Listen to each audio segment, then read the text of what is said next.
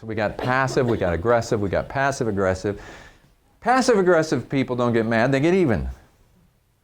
And so what happens with a passive-aggressive person is when the conflict is happening and it starts to trigger, their thinking starts good. The little impulses in their brain, the synapses in their brain are taking them over to how they can get even. They're thinking of all kinds of ways of getting even, and you could get even in so many different ways. You could sabotage somebody by talking about them behind their back. You could sabotage somebody by knowing some piece of information and not telling them about it and just watching them fail. And you could have helped them, but you're not going to because you really want to see them fail. And doing various kinds of things. And I see sabotage in the workplace all the time by passive-aggressive people.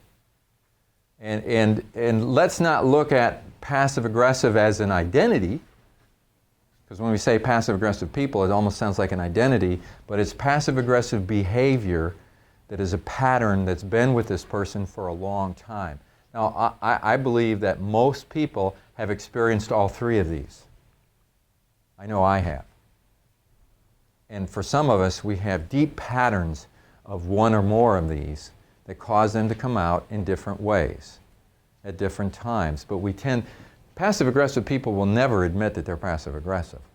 But we know there is such a thing as passive-aggressive behavior. So it sort of says that other people see it in you, but you don't see it in yourself, which would be the opposite of self-awareness. So what is really important in terms of self-awareness is to recognize when it's happening that my whole pattern that's coming out of me is indeed passive-aggressive. It could be very helpful if you could see that. And it's triggered by the circumstance, and it's a pattern that I have, and I'm taking the low road. And at that point, that's what I call the moment of truth, when you finally recognize that you can make a choice. And I think that the most emotionally intelligent people are the ones that recognize in real time more choices. That they can say, I can choose to take the high road.